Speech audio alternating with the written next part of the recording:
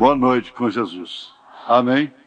Há uma necessidade muito grande de nós colocarmos as coisas em seus devidos lugares.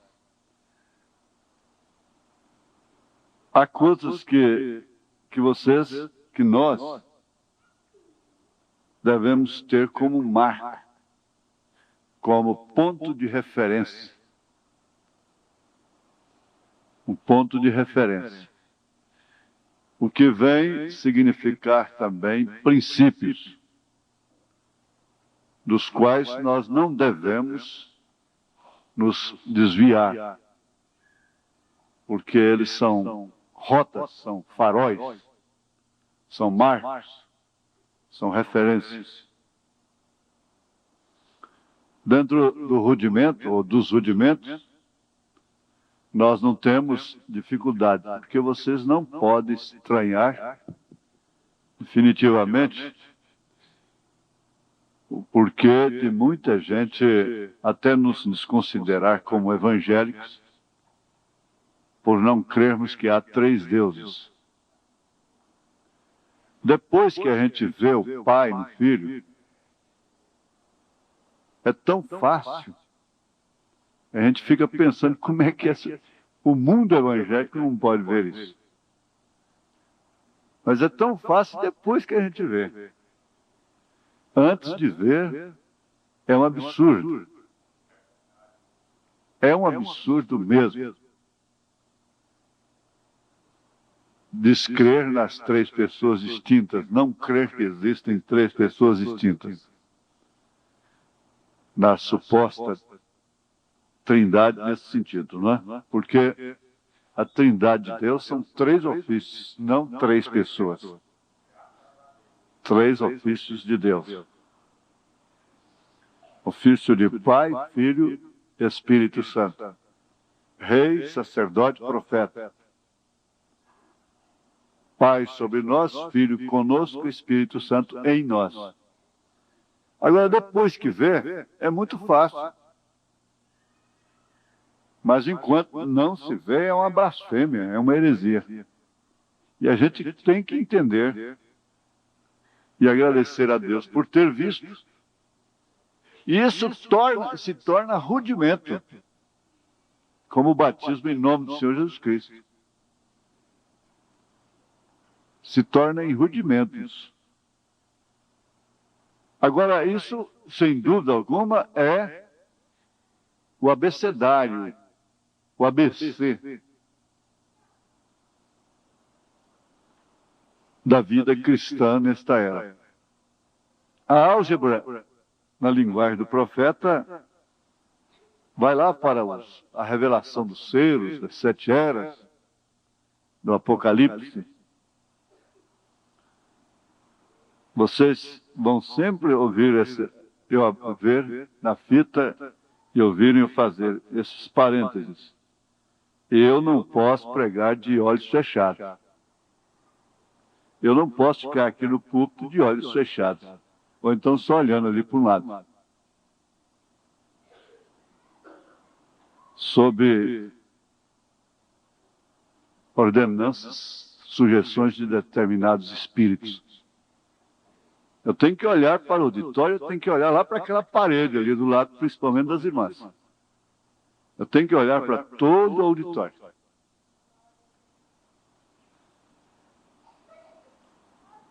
Fecha-se o parênteses. Continuemos. Então, se não podemos as mínimas coisas, como vamos poder as máximas? Quem não é fiel no mínimo não pode ser fiel no máximo. Ser honesta, honesto, pagar suas dívidas, ou, pelo contrário, nem contrair dívidas. Não é bem pagar as dívidas, não é não contrair dívidas. Vestir-se na mensagem, não cortar seus cabelos, não pintar as suas unhas, não vir a um casamento com as unhas pintadas, fazer um voto com unhas pintadas. Isso são coisas mínimas. Agora, se não podemos ser fiéis nas mínimas, como podemos ser fiéis nas coisas máximas? Mas o certo é que a nuvem lá no deserto não ficou parada esperando quem estava na dúvida se prosseguia ou não. Não ficou parada nem mesmo esperando quem estava gemendo, em dificuldade com Moisés ou qualquer coisa. Ela prosseguiu. A hora que chegava o momento dela se mover, ela se movia. Ficasse quem ficasse. Agora Deus vem assim através das eras. Quem acompanha, quem progride com Deus, vai. Quem não progride na jornada, fica. Ah, mas está certo, você tem razão. Fica. E assim por diante. Jesus não dependeu de nascer de novo. Ele não dependeu do novo nascimento. Porquanto ele era Deus. Ele foi gerado por obra e graça do Espírito Santo.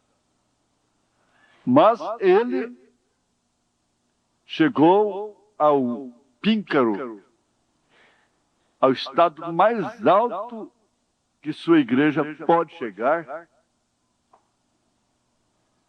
deverá chegar, que é a adoção. Ele foi um filho fiel em tudo na casa de seu pai. Ele tratou dos negócios do pai, dentro do seu ofício como filho, porque ele era o próprio interessado na coisa. E por isso, o próprio pai o conduziu para o Monte da Transfiguração, assim chamado, muitos chamam de um Monte Santo. O profeta diz, não tem Monte Santo. Jesus pode ter transfigurado ali e depois eles fazeram um show de rock ali no mesmo lugar. Não existe Monte Santo, né? Mas ali ficou o santo realmente, naquele momento, daquela transfiguração. E ele foi envolvido por aquela nuvem, vestes brancas, e ali ele foi adotado. É um detalhe que os trinitarianos não conhecem. Se conhecessem por revelação, eles fortaleceriam mais o seu engano. Jesus chegou a ser adotado pelo Pai. Um sistema que até então era princípio hebreu, princípio de Israel, não somente dos judeus, né? O filho que interessasse realmente pelos negócios do pai, depois, então, ele era levado a público, era vestido de branco, e então ele recebia uma adoção pública. O pai o projetava publicamente. E ele já havia... O pai não ficava na expectativa se ele ia ou não corresponder, porque ele já havia dado prova desde a sua infância. A adoção vinha como reconhecimento de que ele realmente se ocupara com os negócios do pai, com toda a responsabilidade. O pai não tinha que ficar perdendo noite de sono. Será que meu filho vai corresponder? Será que eu vou sofrer uma vergonha, uma decepção? Eu projeto publicamente e ele depois falha terrivelmente. como vai ser depois comigo? Não, porque ele já trazia a prova. Então a adoção era um reconhecimento. Desde então, aquele rapaz falava no lugar do pai, assinava pelo pai. O pai tinha confiança natural de colocar todas as coisas em suas mãos, porquanto ele dera prova durante toda a sua adolescência de que realmente merecia aquela adoção, porque ele seria a continuação do seu pai. Agora Jesus recebeu essa adoção lá no monte. E a coisa foi tão bela, tão gostosa, que Pedro queria ficar lá. Queria construir lá um tabernáculo para Jesus, um tabernáculo para Elias, outro para Moisés. E ele pensou assim, bom, se nós construirmos aqui um para cada um, meu cantinho está aí, é claro. Meu quartinho está aí junto com o mestre. Mas não era assim. Ele recebeu a adoção para cumprir realmente a sua missão. Agora, nós vamos pensar que essa adoção que a igreja receberá como corpo de Jesus Cristo jamais acontecerá sem o novo nascimento. Então, para começar, nós devemos ver aqui que o que é realmente um novo nascimento. Eu estou começando do fim para o princípio. Isso aqui está anotado no fim, para ver se eu não deixo esse pedaço de fora. Então, ao contrário do que se pensa, mas não é surpresa para ninguém, não há coisa mais suja do que um nascimento. A criança, ou mesmo o bebê animal, sai uma coisa até um tanto nojenta. Ele diz na mensagem Uma Igreja Enganada pelo Mundo, parágrafo 27 e 28. Agora, nós todos sabemos que um nascimento, eu não me importo onde isso está, ou em que lugar, ou perto de quê, é uma sujeira. Você sabe que é. Você sabe por que o bebê tem que receber um banho logo, né? Se um bebê nasce numa palha de vagem, ou num chão duro, ou numa sala de hospital, decorado de cor de rosa, numa cama de ouro, é uma sujeira. De qualquer maneira, o nascimento de um bezerro, o nascimento de qualquer outra coisa é uma sujeira. E o novo nascimento não é nada menos do que uma sujeira. Porém, as pessoas estão tão engomadas. Nós iremos aonde eles apertem as mãos, nós iremos aonde eles não gritem e chorem, e batam no altar e implorem. Você deseja ser tão humano. O que nós necessitamos é de nascimento, morrendo completamente, para trazer a vida.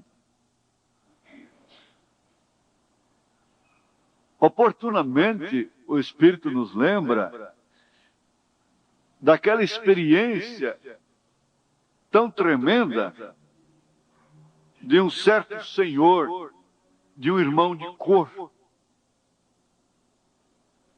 Ele sorria com aqueles dentes brancos constantemente. Ele estava sempre borbulhando como um poço artesiano. Há pessoas cujas vidas temperamentos são estagnados, como água estagnada. Essas pessoas tendem a se envelhecerem mais depressa, a morrerem mais depressa, mais cedo, a serem mais doentes. Essas pessoas introvertidas. Porque elas são estagnadas. Elas não se emocionam. O profeta diz que o homem que não se emociona precisa de umas palmadas. Algo tem que te emocionar. Você vê que as pessoas estão praticando loucuras com o pretexto de ter uma emoção a mais. Agora, nós sabemos que não é a emoção que nos levará no arrebatamento. Não é o que nós sentimos, é o que nós cremos. Mas aqueles irmãos de cor viviam borbulhando como um poço artesiano. E é claro, o poço artesiano não para nada, parasita algum nele. A sua mente está sempre limpa, porque está jorrando dia e noite. Agora, a água estagnada, os girinos, cobras e coisas assim, e com facilidade essas pessoas fazem de suas mentes um ninho de pensamentos, de sujeiras e coisas assim. E de espíritos pessimistas, de derrota, de doenças, fracasso e de medo. Aquele senhor era muito rico. E um dia a vida daquele irmão de cor lhe implicou.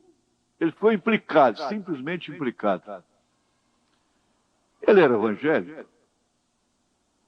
Nos Estados Unidos, principalmente até então, todo mundo era evangélico.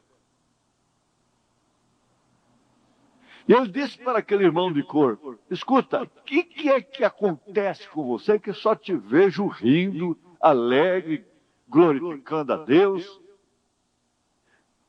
Dessa forma. Eu gostaria de ter isso.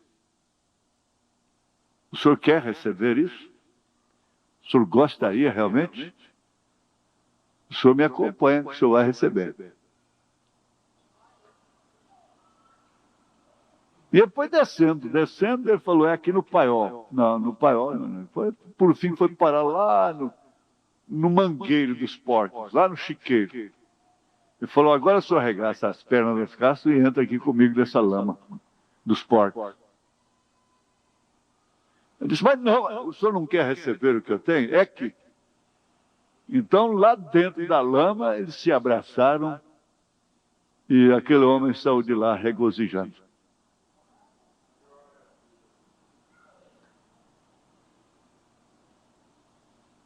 Ora, nós não podemos pensar que o novo nascimento é para nos qualificar como pessoas sociais, pessoas que contribuem com a sociedade, que vão viver pela sociedade e que vamos ter uma classificação social com aquilo. Porque rasgaram os vestidos de Jesus. Que fizeram o evangelho para tudo quanto é camada social. É igreja, pastores, reverendos que são formados para falarem somente a doutores, igreja de doutores, de alta classe. E eles se consideram humildes por deixarem entrar um leigo, uma pessoa na igreja deles. Isso é o sacrifício deles, é a penitência deles. Agora, isso é rasgar os vestidos de Jesus. É certo que rasgaram, porém o seu manto não. não puderam rasgar o manto de Jesus para cumprir o que estava profetizado.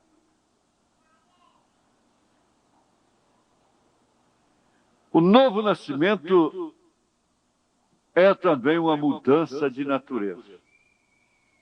Aqui na mensagem, perguntas e respostas, número 1, parágrafo 114. Fizeram uma pergunta para o irmão Branham.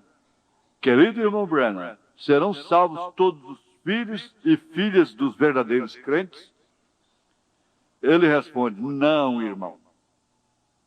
Então, quando o profeta responde, às vezes há perguntas até dentro, por causa do sábado, por causa disso ou daquilo. É fácil. Agora tem um nome impronunciável aí, que é o nome de Jesus. Já surgiu essa doutrina. Agora, os irmãos que creram, foram revelados que William Branham é Elias, é o profeta. Olha o que ele fez. Olha, se Jesus tivesse outro nome a ser manifestado nessa dimensão, isso teria vindo ao profeta.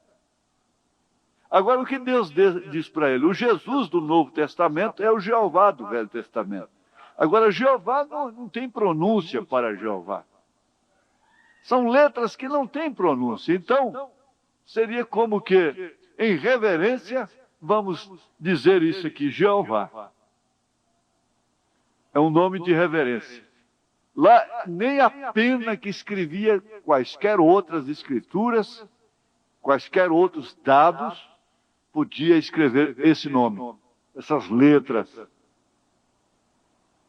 Até a pena, a tinta, tinha que ser reservada somente para ele. Então, você presta atenção. Se você foi revelado que o profeta é o profeta de Deus, é a boca de Deus, quando ele diz não, acabou. Não se discute. Quando ele diz sim, acabou.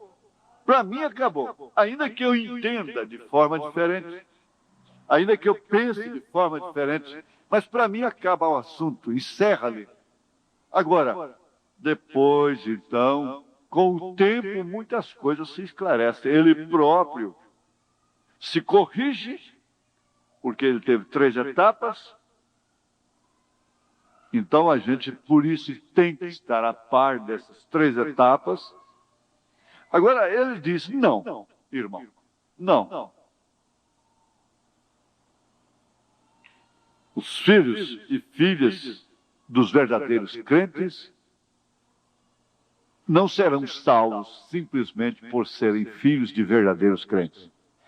E você já sabe que não, então.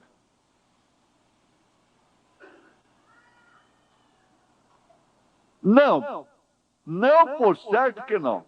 Vejam, conforme copiei ao Dr. David Duplessis, durante este comentário, Deus não tem netos. Se isso fosse assim, seus filhos seriam netos de Deus. Portanto, ninguém me chame de vovô. Deus não tem netos, só filhos e filhas. Terão que nascer tal como seus pais nasceram do Espírito. As crianças precisam observar isso. Tudo que se pode fazer deve ser feito. A maior e melhor escola é a conduta do casal, dos pais. É a responsabilidade daquela mãe. Mas se uma mãe vive com companhias, amigas mundanas, pervertidas, prostitutas, o que se espera daquelas filhas, daqueles filhos? Até pouco tempo atrás, se uma mulher andava com outra mulher pervertida, ela era considerada como tal. E dificilmente, muito difícil era para uma sua filha se casar naquela cidade. Isso não vai muito tempo atrás. Isso de uns 40 anos para trás, 30 anos. Antes dessa propagação da televisão para tudo quanto é rincões, cantos da terra. Então, você tem que dizer com quem que você anda, quem é seus amigos, suas amigas, para mim dizer quem você é. Simplesmente isso. Agora, não tem que pais ficar esperando aquilo que eles não mostram para os seus filhos. Pode esperar, porque é uma promessa bíblica. Cria o teu filho no caminho do Senhor e mesmo depois de velho ele não se dirá. Agora eu estou começando de trás para frente. Agora não sei se dá para chegar lá na frente. Então, Deus não tem netos, só filhos e filhas. Terão que nascer tal como seus pais nasceram do Espírito. Isso é o que faz a um homem uma nova criatura. É porque ele nasceu de novo, renascido. Seu primeiro nascimento traz um homem natural à terra. Seu segundo nascimento traz um homem espiritual do céu. Então, o homem natural é regido pela sua natureza, pelos signos, inclusive. E até mesmo pela lua. Toda pessoa tem um pouco de lunática. Há sempre uma lua que influencia mais o homem em determinadas partes de sua vida. A mulher. E os signos existem realmente. O zodíaco é uma Bíblia. Mas uma coisa é certa. Eles são para reger o homem natural. Filhos da terra. Porquanto a terra é regida. Você sabe que quando a lua é nova, vai lá no mar, a maré está levantada. E se você planta mandioca, raízes, na lua nova e outra, a não ser na minguante, na força da minguante, você vai ter árvores, a rama crescida, mas não vai ter o essencial que é a raiz. E você querer a batata boa, graúda. O irmão Brando disse para o pai dele: eu não estou plantando na lua, estou plantando na terra. Ele disse: então você vai bater com a cabeça. Agora, isso é para reger o natural. Então, há signos que não combinam um com o outro. Por isso, muitos casamentos não dão certo. Porque não se casam entre si. Esse horóscopo existe, na verdade. Não da maneira pervertida e comercial que já fizeram. Supersticiosa. Mas existe para reger o natural. E quando a pessoa, o lar, a família está entregue ao natural, é claro, tudo vai exercer influência. Ela vai ser aquela mulher histérica, escandalosa, nervosa. Um vai ser mais tendente ao sexo, outro menos.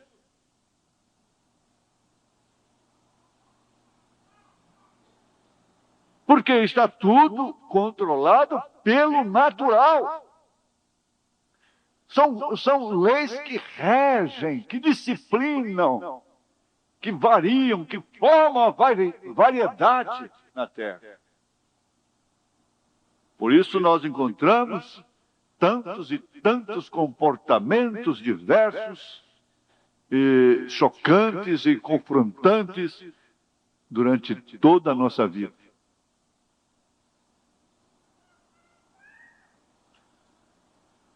Mas quando o homem nasce no espiritual. Aí agora começa diferente.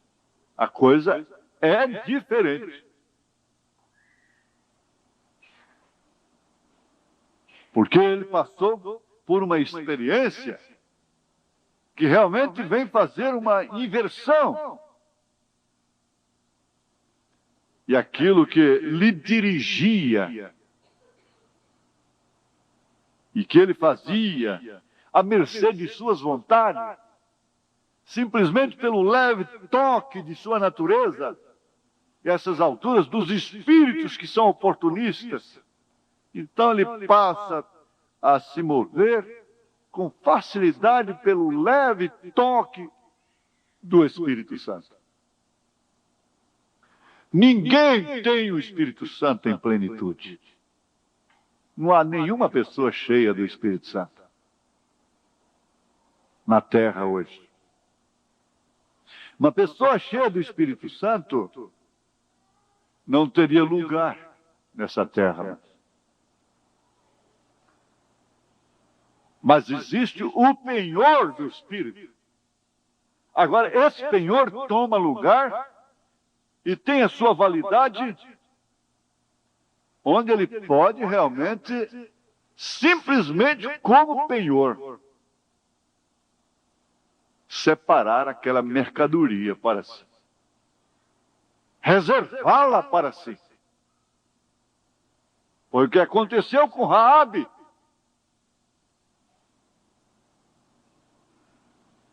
Aquela casa ficou reservada para Deus. Então o profeta diz: isso é o que faz um homem uma nova criatura. É porque ele nasceu de novo, renascido. Seu primeiro nascimento traz um homem natural à terra. Seu segundo nascimento traz um homem espiritual do céu. Vem, transforma sua alma, não sua consciência exterior, não o branco da aroeira. Seu ser exterior, seus sentidos, ele ainda sente, cheira, tem paladar e ouve, porém suas partes internas, seus desejos, o que o motivam, têm sido mudados para Deus. O profeta, pergunta: como podem dois andar juntos se não estiverem de acordo? As aves da mesma plumagem voam juntas.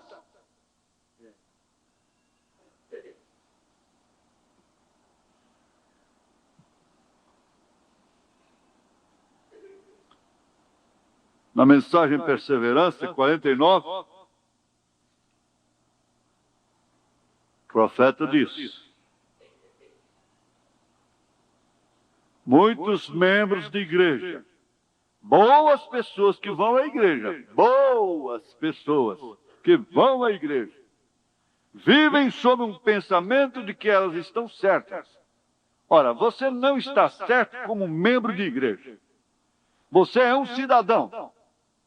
Você pode tentar fazer o correto, mas, amigo, deixe-me lhe dizer, você deve nascer de novo. Você não entra na igreja.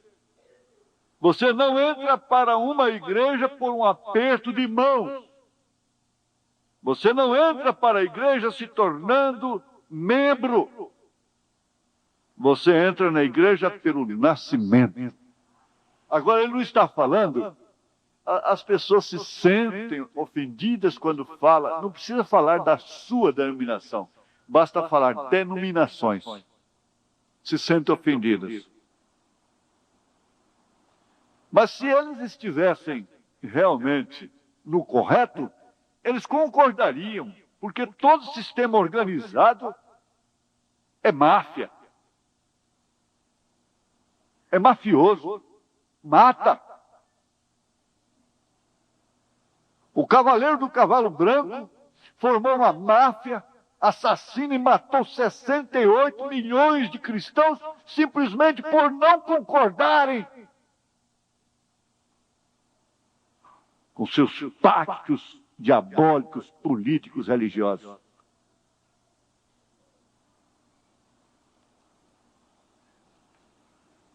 Então seria, nós falamos isso, não com as pessoas, mas nós precisamos de um novo nascimento. Nós não precisamos de estar numa denominação.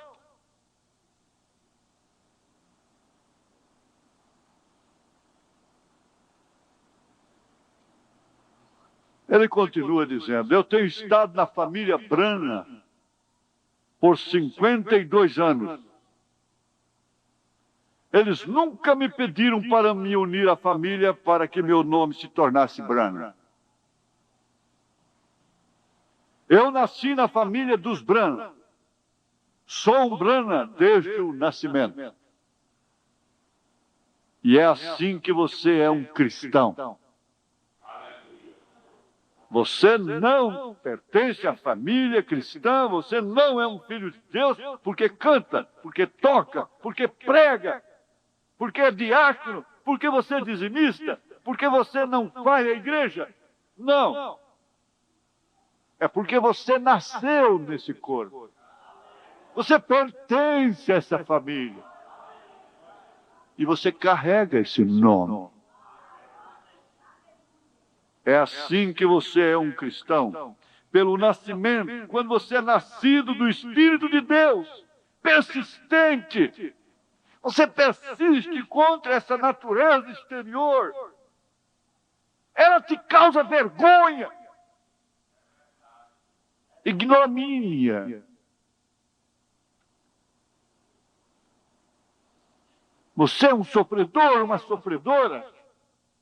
Não mais por causa de dinheiro, por causa de casa, por causa de fama, por causa disso, tudo aquilo. Mas por ter que conviver com essa natureza pegajosa, sentimental, ridícula. Essa natureza humana, ela é ridícula em todos os seus princípios. Ela pede, ela exige tudo que possa satisfazer a carne.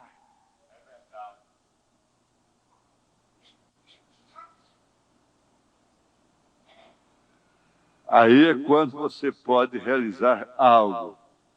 Todos os homens, através das eras, sempre têm sido capazes de realizar o que eles são persistentes.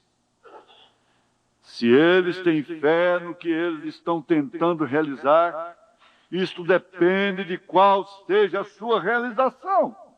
Depende do que você está tentando fazer. Seja você persistente ou não, do quanto de fé tenha você no que você está fazendo. Devemos ter fé em Deus. Devemos crer em Deus. E o que você está fazendo?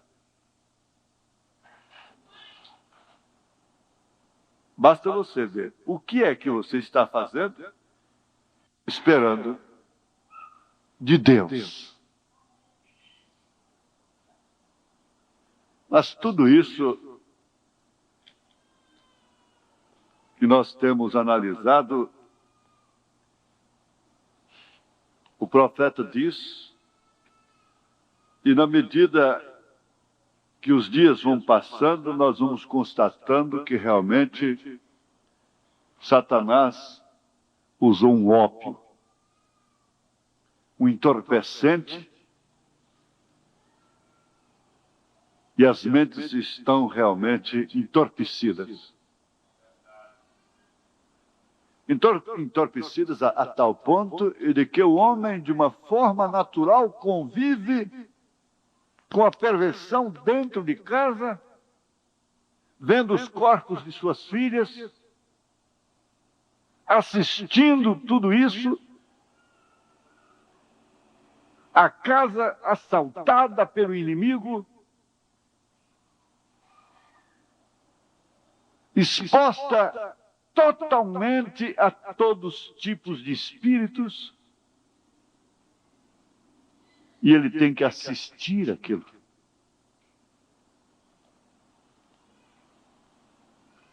Ora, é meio contundente, gente. Não faça nada, a menos que o Espírito Santo te manda fazer. Mas o irmão Branham disse, se aquele homem tem espinhaço, ele repudia aquela mulher por ter cortado seu cabelo. E ele disse, e Deus o honrará.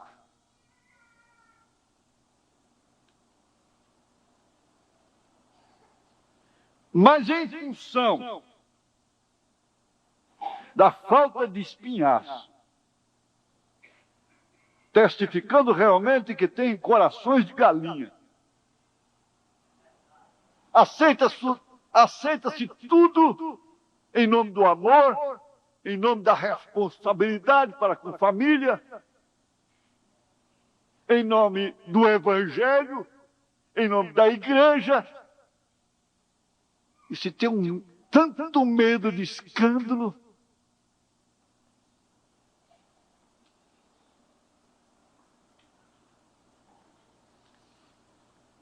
em nome disso se dobra diante de todas as estátuas que se levantam. E eles estão dominando pela dependência. São dependentes.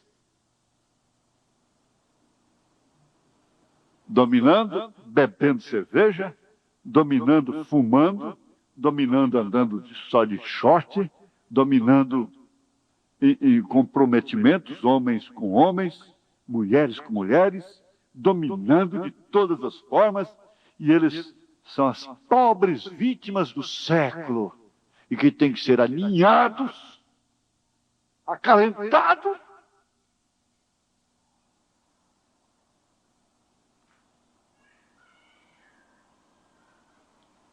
em nome do amor, em nome da igreja, em nome do Evangelho, tem que se aceitar tudo. O irmão Branham disse, se Billy Paul jogar boliche, eu colocarei para fora de casa. Ah, mas o irmão Branham foi nazireu? Nazireu mesmo.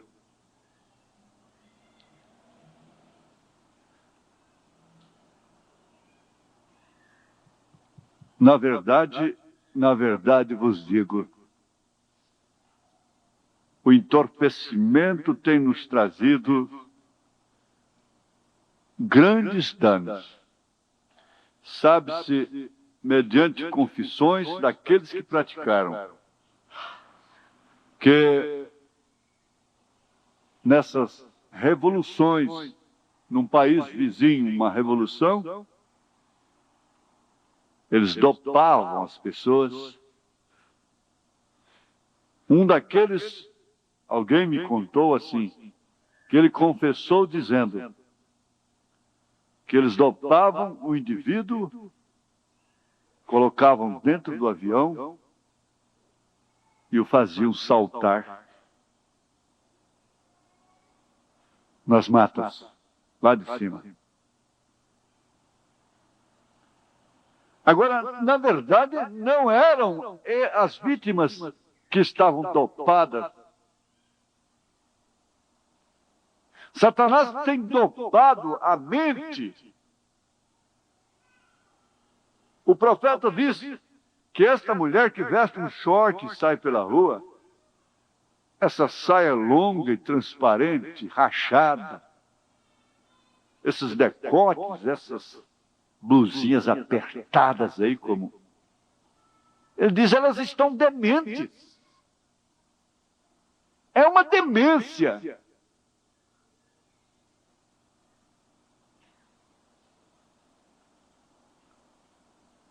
Eu vi aqui sobre o ópio.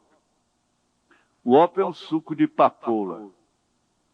O ópio produz adormecimento, embrutecimento, entorpecimento.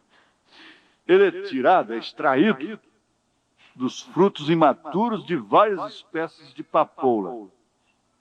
E papoulas, por sua vez, vêm de grandes flores coloridas, das quais se extrai o ópio.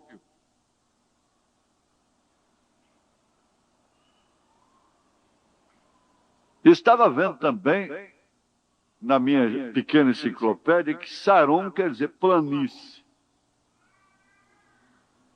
E eu vi isto e fiquei assim, um tanto, porque eu estava gravando, e eu já li isso aqui, já ouvi isso aqui várias vezes, eu já preguei sobre isso, mas me chamou a atenção, porque nós temos tipos, símbolos, nomes, e entre esses tipos, símbolos e nomes redentores, está a rosa de Saron. E todos esses tipos, símbolos e nomes relacionados a Cristo, a Jesus, têm a ver com o seu caráter, sua missão e sua vida.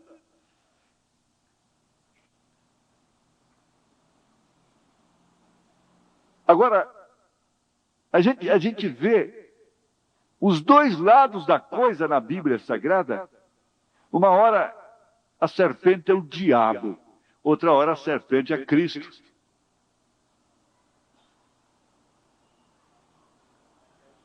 A Bíblia é maravilhosa. Ela é um livro completo, recheado, gostoso. Portanto, e esse ópio, nós podemos analisar sobre ele em dois sentidos. Não sei se foi Lenin ou foi Stalin que disse: a religião é o ópio da humanidade. E por isso, para o comunismo crescer ali na União Soviética, eles não podiam temer a Deus, ter religião, princípio religioso. E ele falou certo, é o ópio da humanidade. Entorpece, atrasa, paralisa. Agora, por outro lado, eu gosto de ver esse. Na mensagem Semente da Discrepância, a partir do parágrafo 82, que Jesus diz, é Jesus, né, o profeta, o Espírito Santo através do profeta. Ele fala assim, antes um pouco, ele faz uma pergunta: é você um cristão? A pessoa diz: eu sou um batista. É você um cristão? Eu sou pentecostal. É você um cristão? Eu sou batista, metodista, ou um outro nome. Porém, quando se trata desse nome de Jesus Cristo, eles somente vão tão longe disso quanto eles possam. Eles não desejam nada a ver com isto, pois ele é a palavra e a palavra declara a si mesmo. Notem, o único caminho de escape,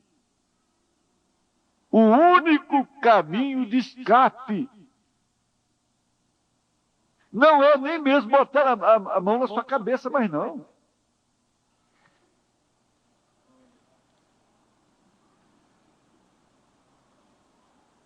Não é isso. Ele é a rosa de Saron. A Bíblia disse que ele era. Cada título na Bíblia de Deus pertence a Jesus Cristo. Ele era o Alfa, o Ômega, o princípio e o fim, aquele que era, que é e que virá, a raiz e descendência de Davi, tanto raiz como descendência de Davi, a estrela da manhã, a rosa de Saron, o lírio do vale, o Alfa, o Ômega, o Pai, o Filho, o Espírito Santo, tudo em Jesus Cristo. Toda a plenitude da divindade nele. Ele era a manifestação completa de Deus, Jeová feito carne para habitar entre nós. Isso é exatamente o que ele era, como pessoa aqui na terra, porque ele é. Ele era a rosa de Saron. O que eles fizeram com a rosa de Saron? Então, aquelas planícies, Saron quer dizer planície, tinham rosas. E dessas rosas exalavam perfumes, e eles extraíam dela o ópio, aquela rosa. Eles a espremeram, amassaram-na para obter o perfume dela. Uma linda rosa tem que ser espremida para se obter o perfume da rosa. E isso era uma linda vida. Nunca houve uma vida vivida como esta, a de Jesus. Porém, ela teve que ser espremida no Calvário, moída. Não foi a linguagem de Isaías? Ele foi moído pelas nossas transgressões. Ele foi a via de escape. E nós sabemos que a nossa alma cobrará de nós o que nós negarmos a ela. E a alma está precisando mais do que nunca de consolo. E o ministério do Espírito Santo é específico em consolar. Ele é um consolador. Estão vendo? Eles tomaram a unção da rosa de Saron e colocaram isso sobre Arão. Ele tinha que ser ungido com isso para entrar diante do Senhor no santo lugar, no santo véu. Ele teve que ser ungido com a rosa de Saron para entrar, para aspergir o propiciatório a cada ano. E essa unção devia estar sobre ele, um suave aroma ao Senhor, levando o sangue do cordeiro diante dele, depois que tinha também sido aspergido pelo cordeiro. Romãs e sinos em volta de sua vestimenta, ele tinha que andar com um certo passo, tocando: Santo, Santo, Santo é o Senhor.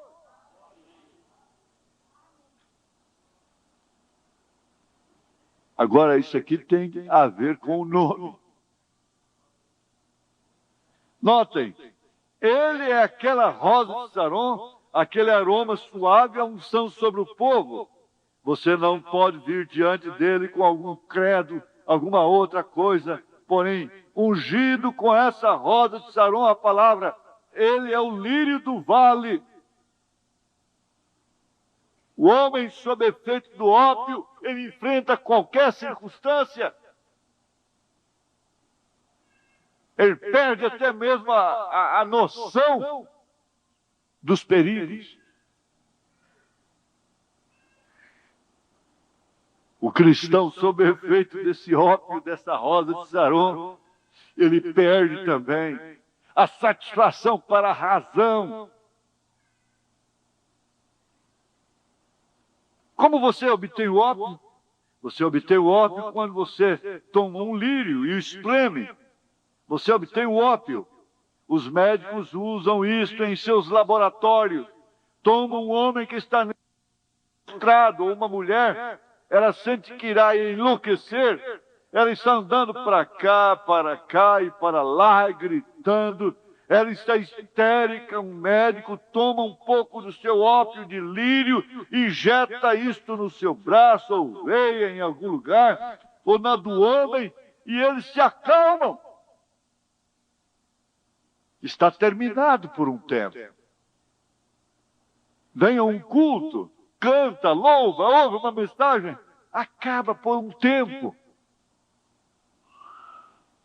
Porém, somente tão logo que esse ópio se acaba, aqui voltam eles novamente, pior do que eles jamais foram.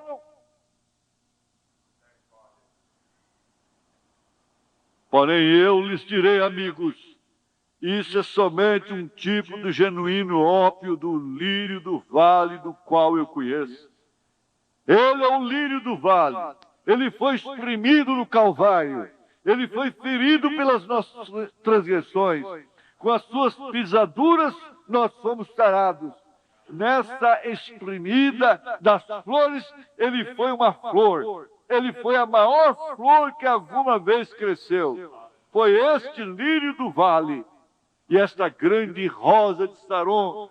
Agora ele paira hoje à noite, estendido entre os céus e a terra, eu creio. Ele estava naquele tempo, o melhor, para tirar o pecado do mundo e trazer a cura de volta ao mundo. E a Bíblia disse que ele é o mesmo ontem, hoje e eternamente.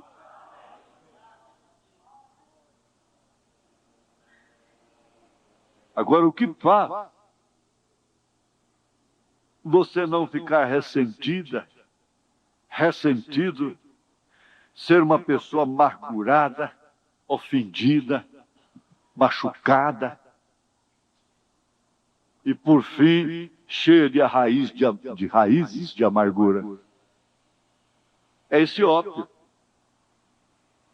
que não tem um efeito somente durante um culto, para aqueles que realmente têm nascido de novo. O culto tem muito valor, valor efetivo, valor permanente. Um culto que você recebe hoje pode te acompanhar a vida toda.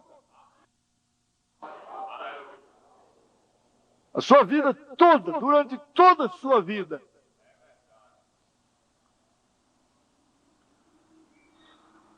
Agora, ele vai nos mostrar uma serpente. Amigo, quando Deus falou a Moisés no deserto, o qual era um tipo dele para levantar uma serpente de bronze, e o bronze representa o pecado julgado, a serpente de bronze representa o pecado já julgado. Como o bronze é juízo divino, como altar de bronze aonde os sacrifícios eram colocados. E também Elias olhou para cima, ele disse que os céus se pareciam como bronze, juízo divino sobre uma nação incrédula que havia se apostatado de Deus. O bronze representa juízo. E por que aquela serpente teria que ser de bronze? Juízo divino. E a serpente representava o pecado já julgado. E Jesus foi essa serpente feita pecado por nós e tomou o juízo de Deus sobre ele. Ele foi ferido pelas nossas transgressões, moído pelas nossas iniquidades. O castigo que nos traz a paz estava sobre ele, e pelas suas pisaduras nós fomos sarados. Oh, Deus tem o seu armário cheio de ópio hoje à noite. Para você, amigo, que está com a sua alma ferida e que tem que encarar as coisas todas através dos sentidos ligados à terra, ligados ao exterior. Amigo cristão, você que está enfermo e sofrendo, você está cansado, é somente tão difícil para você. Você não pode suportar muito mais tempo. Você irá enlouquecer nesse dia moderno que nós estamos vivendo. É dura a sua luta. Você se reprova. Você se condena a si mesmo. E chega a se desesperar, a angustiar.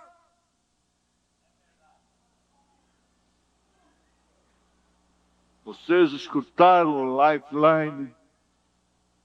É um programa radiofônico. Ontem à noite, eles disseram que a Rússia disse que em 55 eles absolutamente tomariam o controle completo do mundo inteiro. Antes que isso possa suceder, o rapto tem que vir. Deste modo, quão perto está isto, amigos. Está aqui bem próximo. Você chega a pensar, a dizer, eu vou tirar a minha própria vida. Ele diz, você cancelará com isto todas as oportunidades. Você não descansará. Isso não será definitivamente aquele ópio que sua alma clama por ele, para se descansar, para dormir um pouco, não que haja sono da alma, mas dormir no sentido de repousar, ter tranquilidade.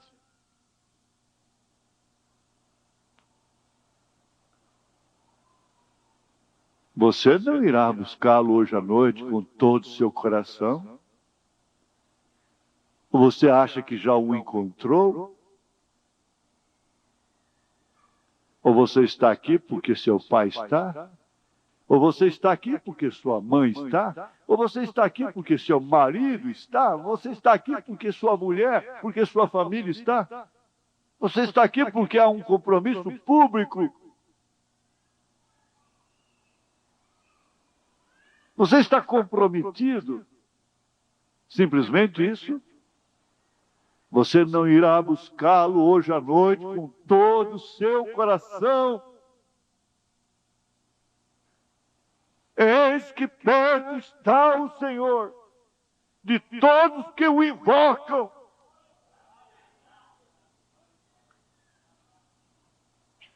Este é o lírio do vale, e ele é o mesmo ontem, hoje, eternamente. Ele está aqui hoje à noite para lamentar-se entre o seu povo, exatamente como fez lá com Moisés. Moisés levantou o sinal do pecado julgado, e todas as pessoas ofendidas pelas serpentes, quando olhavam para aquela serpente de metal, de bronze, não morriam.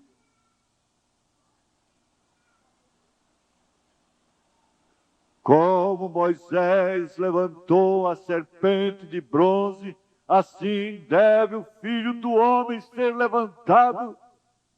Para que Moisés a levantou? Pelo pecado, incredulidade, pela enfermidade. Você não tem que viver doente.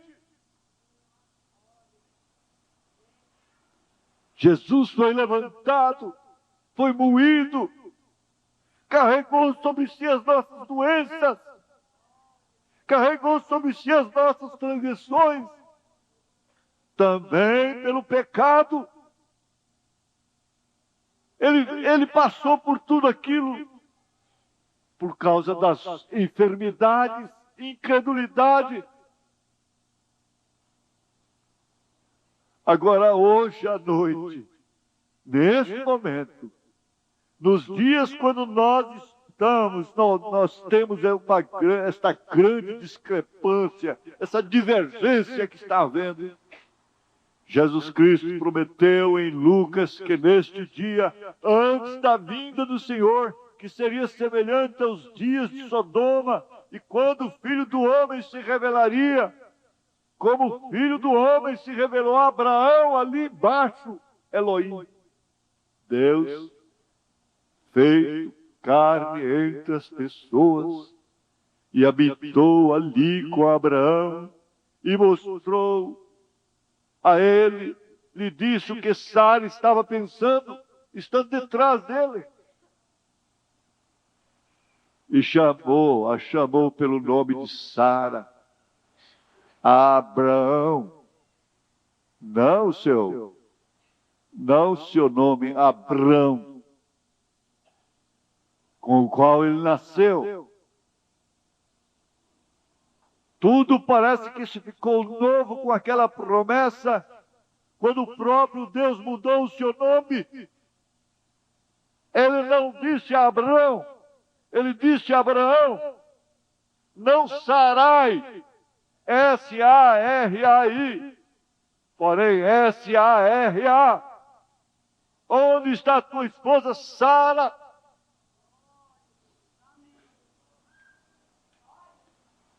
E assim que Deus falou Sara, Abraão nunca mais a chamou de Sarai. E assim que Deus o chamou de Abraão, Sara nunca mais disse Abrão.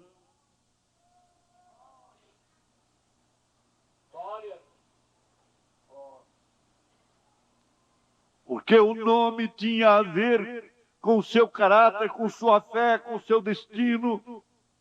Cada pessoa tem a ver com o seu nome, cada nome tem a ver com a pessoa. Sim. Por isso Deus tem preparado um novo nome.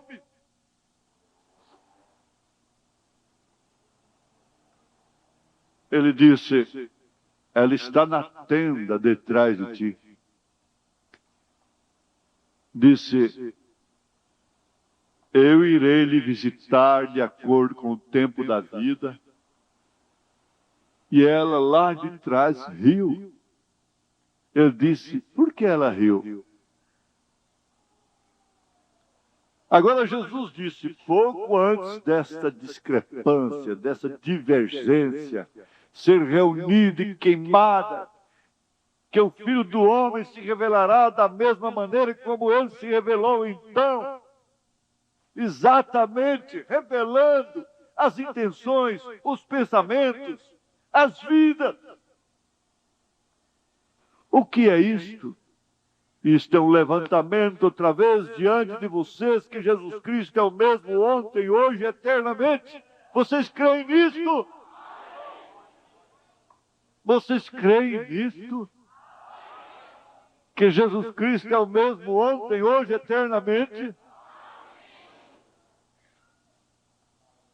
Então vamos inclinar as nossas cabeças para orar.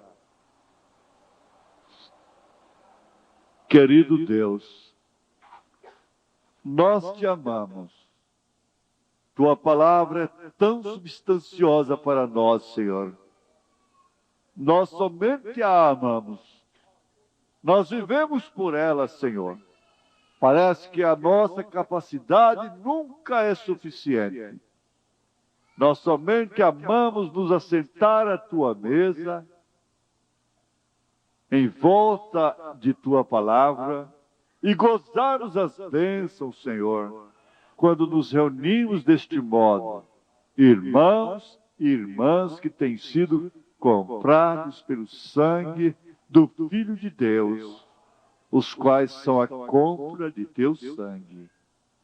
E nós nos reunimos aqui hoje à noite, Senhor.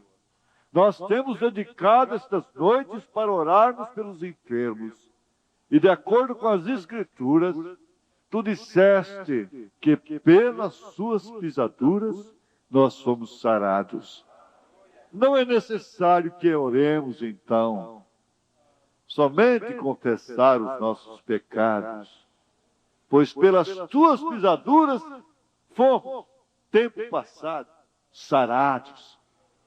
Oh, que dia de salvação! Que promessa feita por Emmanuel! Isso é certamente a verdade. Tu disseste um pouquinho mais, e o mundo não mais me verá, mas vós me vereis. Pois eu, o pronome pessoal de eu estarei convosco mesmo em vós até o fim do mundo. E no fim do tempo, esta grande consumação, tu disseste, pouco antes que isto suceda, isto será exatamente como foi antes que o fogo caísse em Sodoma e queimasse completamente o gentil, que viria uma revelação novamente do Filho do Homem. Da maneira como foi em Sodoma, Pai, que as pessoas não falhem em ver isso. E eu oro, Deus, como uma pequena coisa rude. Se eu disse errado, me perdoa. Me perdoa, Jesus. Engrenando em outra velocidade. Eu os amo, Senhor. Eu oro que eles não falhem em ver isto. Que esta seja uma das grandes noites, Senhor, Possa cada enfermo, aflito, cego, seja o que for que esteja aqui dentro, Senhor, ser curado hoje à noite. Possa cada pecador ser salvo, bem dentro de seus corações agora. Se eles são incrédulos, e que eles possam aceitar Cristo neste momento, concede isto, Pai. Estão todos em Tuas mãos. Nós nos encomendamos a Ti, para Te ver vir entre nós. E Tu disseste em São João 14:12, aquele que crer em mim, as obras que eu faço, ele também as fará. Como nós sabemos que Tu te fizeste conhecido às pessoas, pois Tu foste aquele profeta que Moisés disse que se levantaria. Eles não haviam tido profetas por centenas de anos, a discrepância estava por todos os lados, porém, todavia, a palavra de Deus tinha que ser cumprida. Assim que a palavra se tornou carne, e assim o fez a discrepância. E, Pai, nós vemos isto novamente hoje, a discrepância, a divergência se tornando um grande rolo. E nós vemos a palavra vindo da mesma maneira. Abençoa-nos hoje à noite, Pai. Abençoa-nos agora. Nós nos encomendamos a Ti, com Tua palavra, seja o que for que Tu tenhas necessidade que façamos, faz conosco, Senhor. Faz com que nós nos dobremos, nós possamos acreditar nesse instante, confiar neste momento, nos colocar de pé, em fé, em decisão, em encorajamento, e perdermos essa ligação com o terreno que causa medo, insônia, fraqueza, incerteza, dúvida, e que fica interrogando constantemente. Esforça a coragem, tira a divergência desta mente, desliga, Senhor, agora, completamente, isso que impede, ó Deus, o Teu poder operar em nossas vidas. Somos ligados através deste umbigo, este cordão umbilical, a essa mãe terra. Mas isso tem que ser cortado.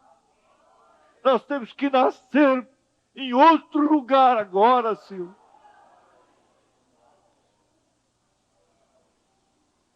Ela está gemendo com dores de parto, juntamente com toda a criação, com toda a natureza, ó Pai. E nós estamos num vale de decisão, e que a nossa decisão possa determinar o nosso destino para a glória eterna. Tu nos escolhestes, e nós não queremos sair deste caminho, nós não queremos sair desta palavra, nós não queremos sair daqui. Alivia estas almas, entorpece com esse evangelho vivo, com esse espírito vivo, e que haja alegria e gozo da salvação,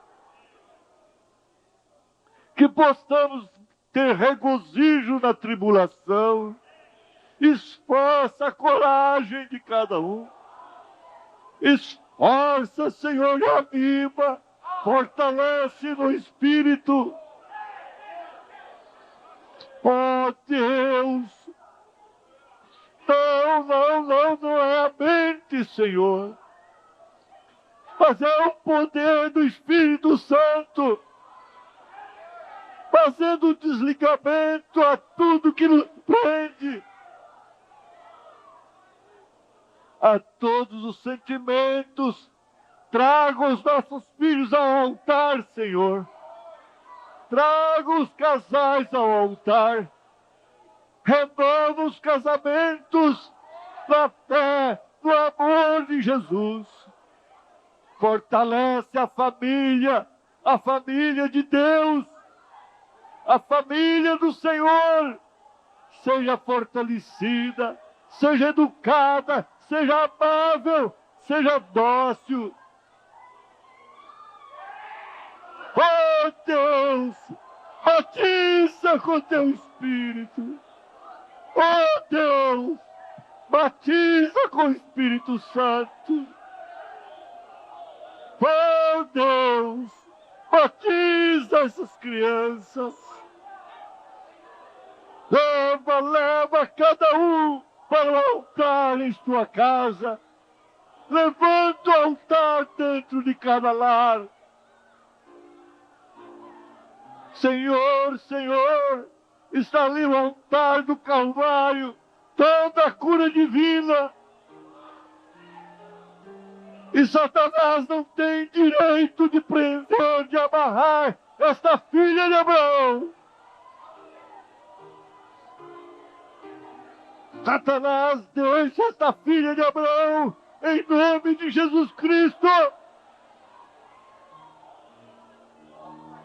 Ah, sim, vocês não sabem o que é ser livre. É voar, voar, independente dos sentimentos.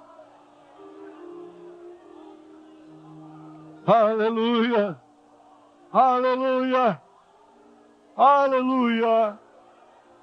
Oh Deus, oh Senhor, Tu podes completar tudo.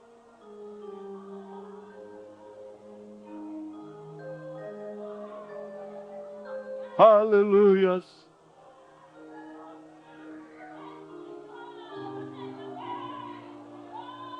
Glorificado seja o nome do Senhor Jesus. Há um caminho aberto. Há um caminho, uma via de escape que te conduz ao altar, onde você obtém o ópio divino, para assim anestesiar a sua alma e ela sentir descanso em Cristo, não sentir essa crueldade, o desamor que tem caído na família, a perda do sentimento uns para com os outros, do respeito para com os maridos. São palavras duras, descaridosas para com esposos. São palavras duras, descaridosas com mulheres, com esposas, com filhos, com pais. Se torna uma sentença em viver em determinados lares.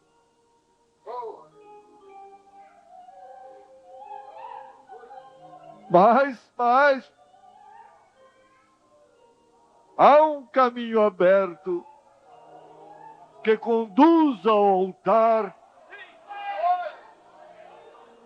onde você encontra o bálsamo que revigora suas forças,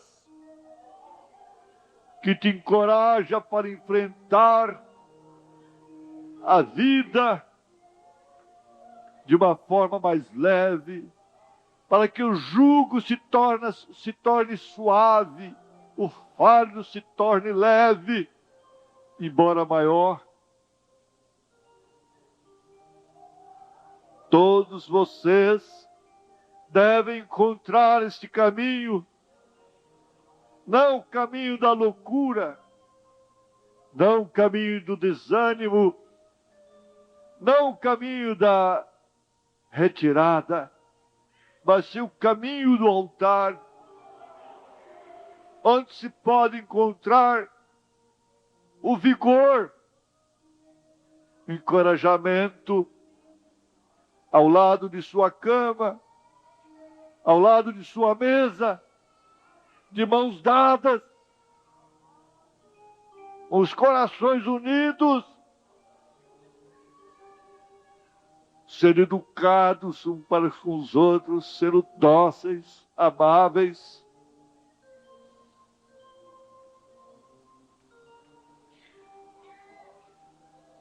E esse ópio é um bálsamo. Cada filho, ao crescer e se amadurecer, deve assumir responsabilidade relativa, ou então desocupar.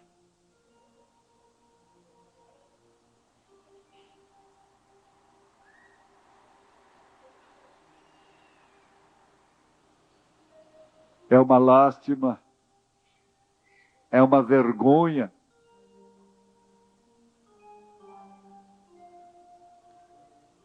Mas isto acontece. As pessoas não podem cuidar de si mesmas, enquanto outras morrem por elas. Congestionam a via do altar, deixam a estrada bloqueada.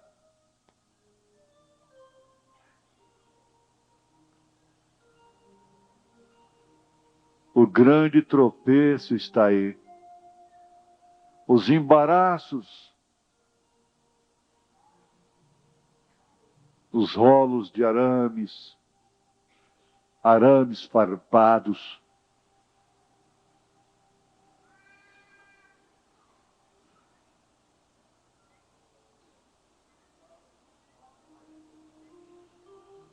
Deus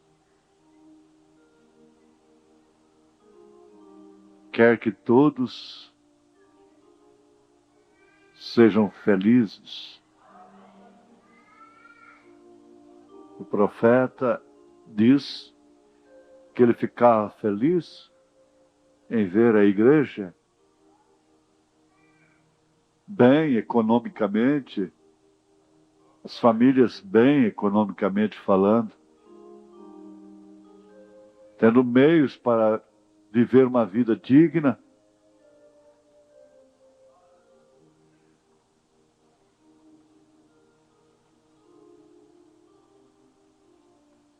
Ele amou ver isto.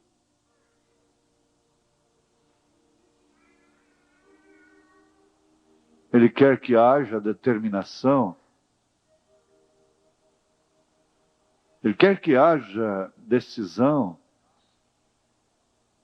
uma tomada de posição.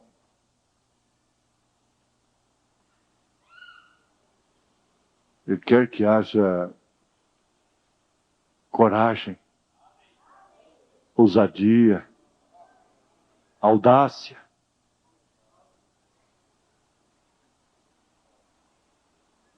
Ele quer agora que você se descanse como Ruth se descansou aos pés de Boaz. E ele quer te falar como aquele velho amado. Eu sou a rosa de Saron. Você gosta do meu perfume. Ele te entorpece. Ele te alivia. Aleluia. E qual lírio entre os espinhos, entre as dificuldades, entre esses arames farpados da vida, tal é a minha amiga entre as filhas. Tal é a minha igreja. Entre os espinhos, estreita é a porta, espinhoso é o caminho. Vocês estão entre espinhos. Vocês estão conscientes disto.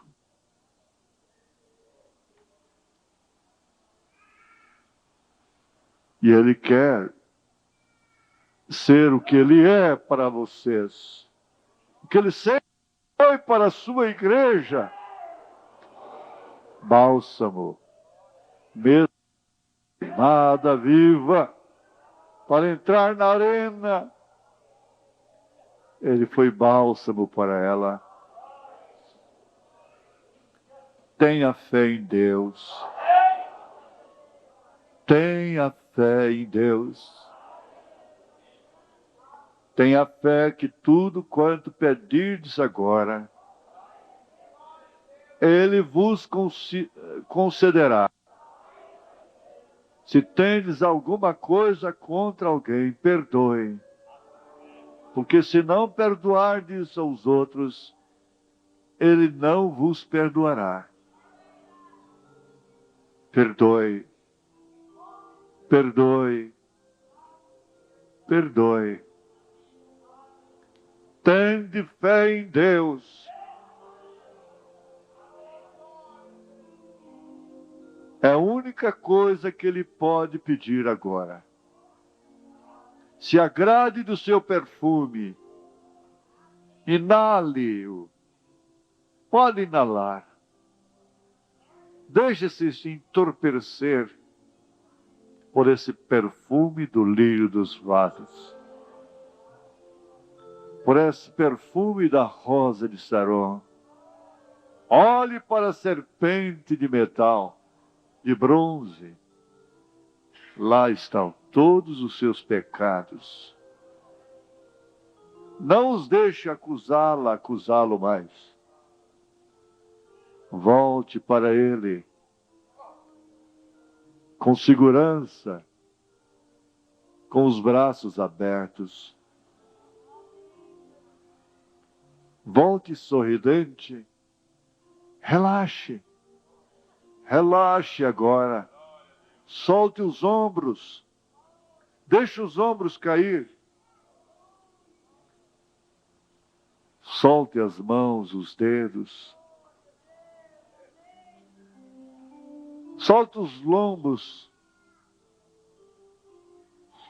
Acabe com essa dor lombar. Solte, solte, relaxe. Corpo cansado, esqueleto cansado. Relaxe. Relaxe. Você luta tanto para viver. Você não precisa fazer isso. Relaxe, relaxe. Os músculos do seu coração estão tensos. Isso lhe causa dores no peito.